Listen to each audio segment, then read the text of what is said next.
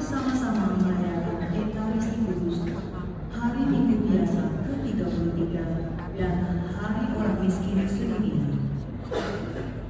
Perayaan Ekaristi akan dipimpin oleh Romo Agustinus Ari Pawarto OKM. Lagu-lagu pujian akan dibangun oleh paduan suara Gita Kusuma dan petugas tata tertib dari lingkungan Krisantus 3. Berikut tata cara mengikuti misa. 1. Bagi umat dan petugas yang kurang sehat, dihimbau memakai masker selama berada di area gereja. 2. Kolekte dari umat dapat dimasukkan ke dalam kantong kolekte yang akan diedarkan oleh petugas atau dengan scan QR code yang tertempel di bangku umat. 3. Mari kita bersama menjaga ketenangan dan kehikmatan selama perayaan Ekaristi dengan mematikan segala bentuk alat komunikasi. Saudara-saudari terkasih, mari kita bangkit berdiri, mempersiapkan dan menyatukan hati kita untuk memulai perayaan Ekaristi dengan bersama-sama menyanyikan dari puji syukur 543. Kepada paduan suara, kami persilakan untuk memulai.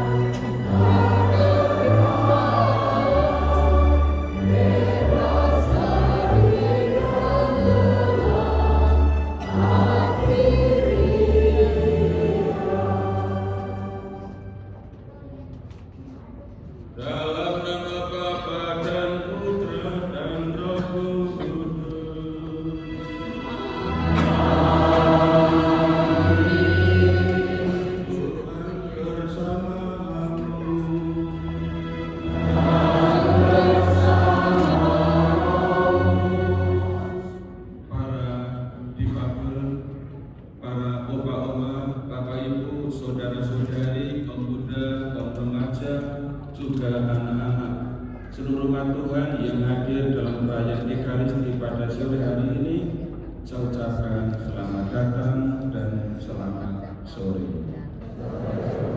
Dalam misa sore hari ini kita hadir bersama kaum difabel, juga dalam rangka bersama Paus Fransiskus kita merayakan Hari Orang Miskin Sedunia yang ke-8. Paus Fransiskus mengingatkan dalam pesannya hari ini bahwa orang-orang miskin selalu ada di hati Allah. Maka mari kita pun juga ditopang oleh rahmat Allah, mohon agar kita juga memiliki hati terhadap orang-orang miskin dimanapun kita menjumpainya. sadar bahwa kita tidak selalu peduli dengan mereka yang memiliki martabat yang sama. Di awal Ekaristi ini kita mohon ampun. Kita hening sejenak, kita siapkan hati.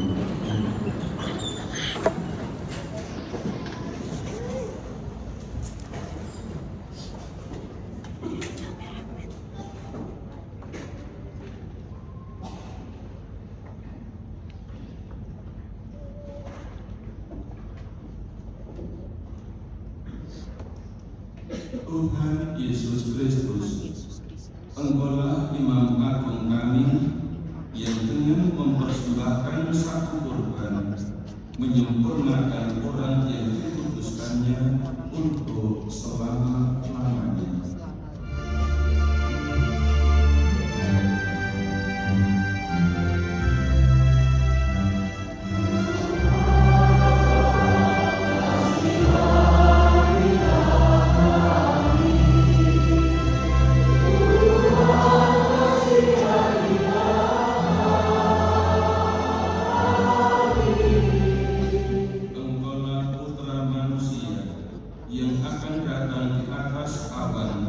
Dengan kekuatan dan kemuliaan serta menyuruh para malaikatnya mengumpulkan orang-orang pilihan.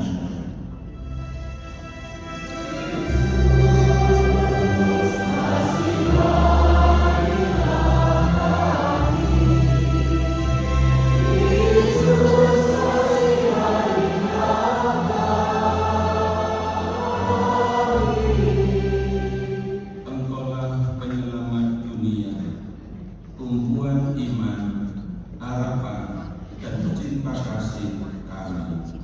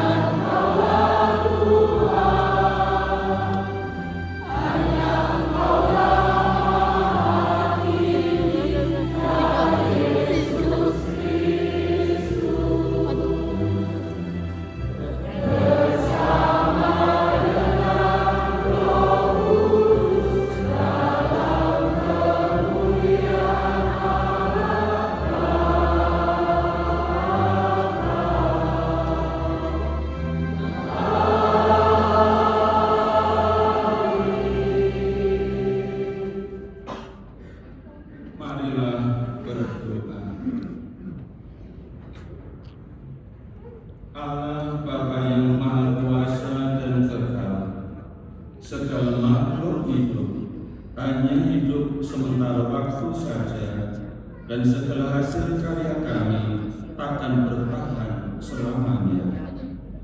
Hanya kasih setiamu akan bertahan, cinta kasihmu yang tetap.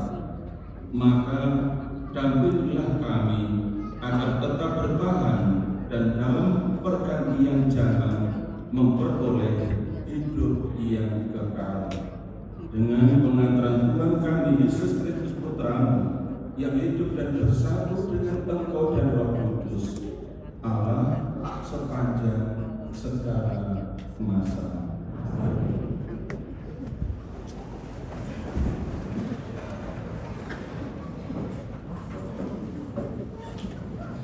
Bacaan dari Nubuat Daniel. Aku Daniel mendengar malaikat Tuhan berkata, pada waktu itu akan muncul Mikael, pemimpin besar, yang akan mendampingi anak-anak bangsa. Akan ada suatu waktu kesesakan yang besar, seperti yang belum pernah terjadi sejak adanya bangsa-bangsa sampai pada waktu itu. Tetapi pada waktu itu, bangsamu akan terbunuh, yakni siapa saja didapati namanya tertulis dalam kitab. Dan banyak dari antara orang-orang yang telah tidur di dalam debu tanah akan bangun. Sebagian untuk mendapat hidup yang kekal, sebagian untuk mengalami kehinaan dan kengerian yang akan. Dan orang-orang bijaksana akan bercahaya seperti cahaya cakrawala. Dan yang telah menuntun banyak orang kepada kebenaran akan bercahaya seperti bintang-bintang untuk selama-lamanya. Demikianlah sabda Tuhan.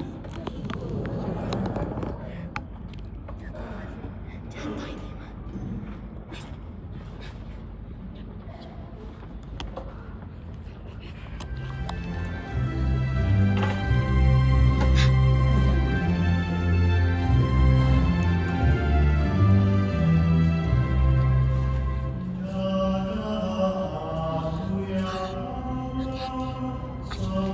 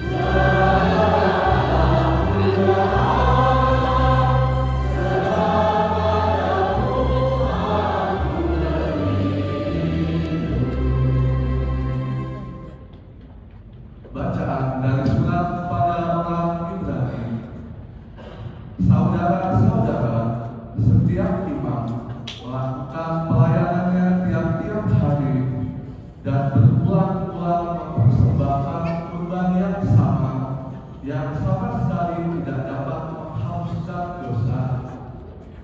Tetapi Kristus hanya mempersembahkan satu kurban karena dosa, dan sesudah itu Ia duduk untuk selama-lamanya di sebelah kanan Allah. Dan sekarang Ia hanya menantikan saat di mana musuh-musuhnya akan diajak kekuatannya. Sebab oleh satu kurban itu saja Kristus telah menyempurnakan untuk selama-lamanya mereka yang Dia kuduskan.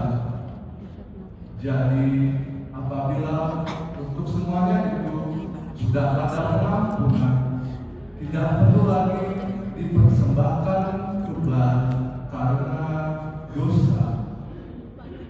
Demikianlah sabda Tuhan.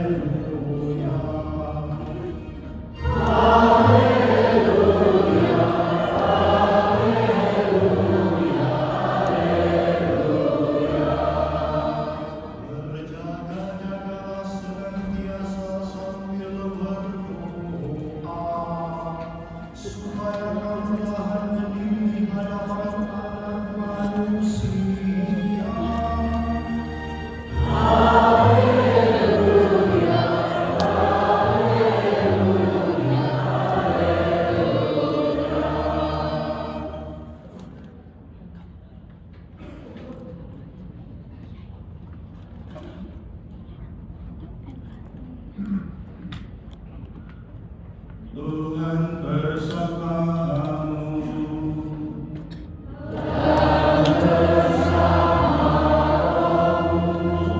Inilah Injil suci menurut Markus.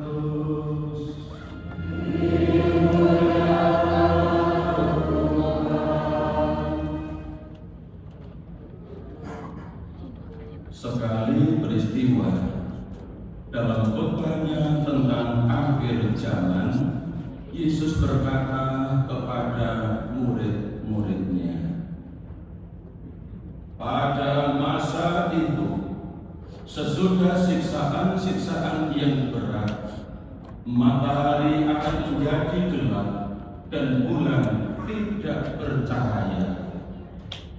Bintang-bintang akan berjatuhan dari langit, dan kuasa-kuasa langit akan goncang. Pada waktu itu, orang akan melihat Putra Manusia datang dalam awan-awan dengan segala kekuasaan dan kemuliaannya.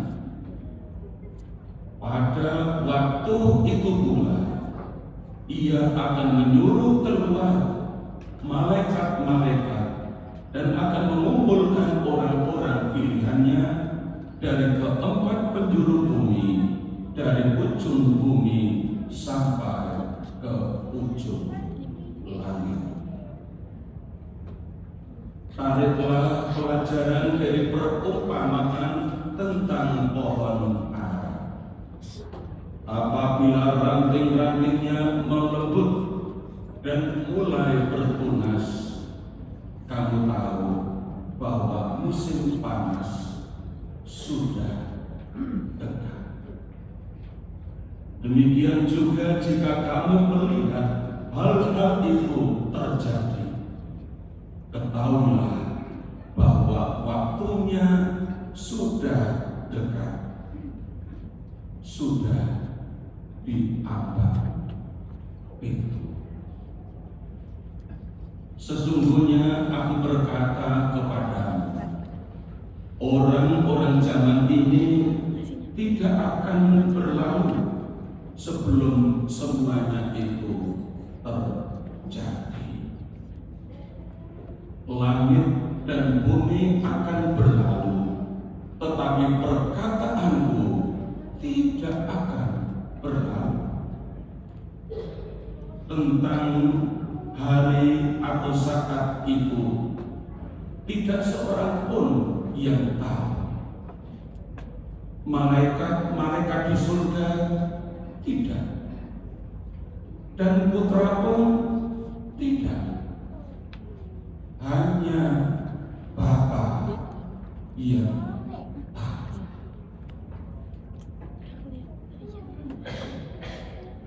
Tapi putra malam santi.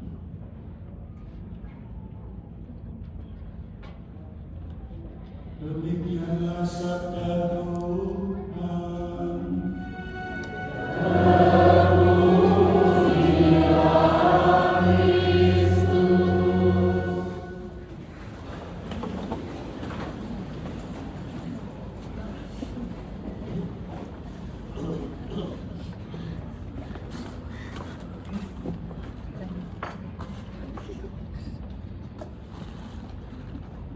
Pemimpin saya sore ini tentang orang miskin.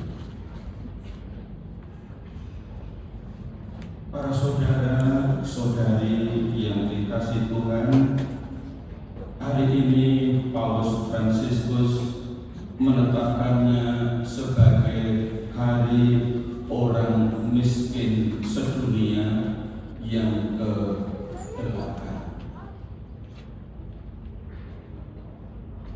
Pertanyaannya ialah ini: siapakah orang miskin itu? Tentu ada banyak jawaban, tergantung dari sudut pandang mana orang akan menjawab.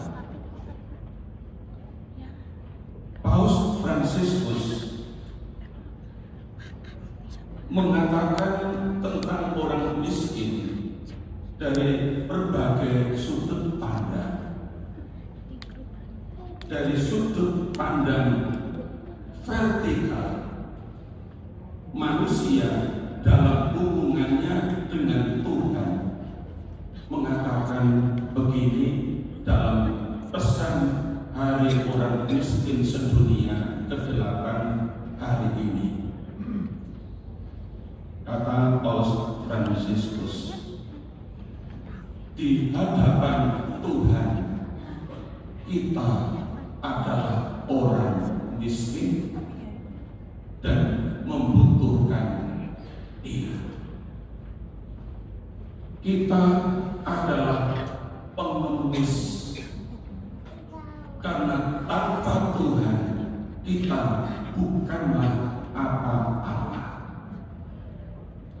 Bahkan kata Paus Fransiskus, kita tidak memiliki kehidupan jika Tuhan tidak menganugerahkannya kepada kita. Saya yakin Bapak Ibu sepakat dengan refleksi Paus Fransiskus bahwa di hadapan Tuhan kita adalah orang miskin, kita adalah pengemis yang tidak punya apa-apa untuk diandalkan, karena semuanya datang dari Tuhan. Tentu yang dikatakan oleh Paus Fransiskus bukanlah pendapat Tuhan. Banyak orang kudus telah merefleksikan hal ini, termasuk Santa Teresa dari Kalkuta, berkata, di hadapan Tuhan kita semua ini miskin.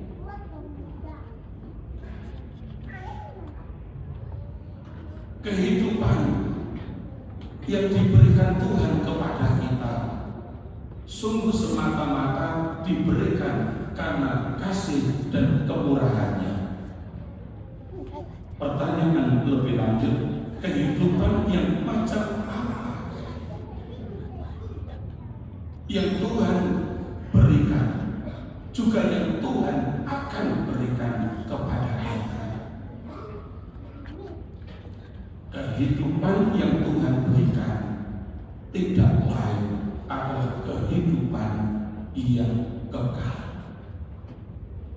dan itu akan diberikan setelah akhir zaman terjadi, seperti yang dinubuatkan oleh Daniel dari bacaan pertama yang tadi kita dengar. Kitab Daniel bab 12 ayat 1 sampai dengan 3. Di ayat 2 Daniel mengatakan apa yang terjadi pada akhir zaman atas orang-orang yang telah meninggal. Saya bacakan sebentar. Banyak dari antara orang-orang yang telah tidur di dalam debu tanah akan bangun, sebagian untuk mendapat hidup yang kekal, sebagian untuk mengalami kehinaan dan kengerian yang kekal.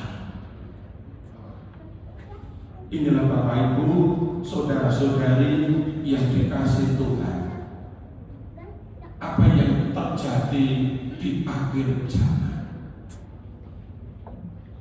Orang akan diberi hidup yang kekal, tapi juga orang bisa mengalami yang sebaliknya.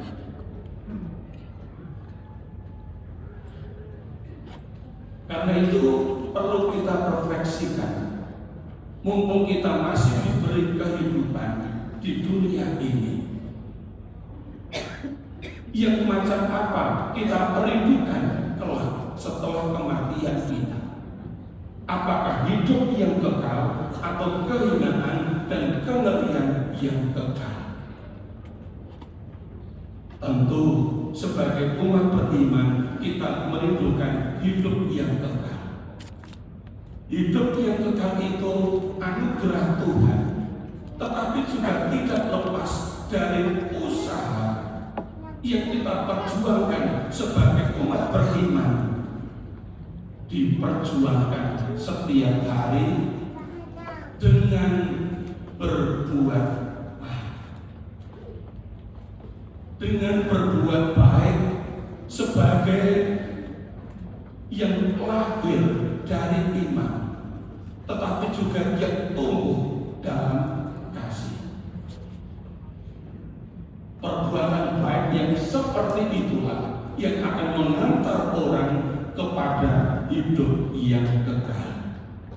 Maka Bapak Ibu, saudara-saudari, kalau kita membaca dalam Injil Yohanes bab 5, ada satu perikop yang diberi judul kesaksian Yesus tentang dirinya.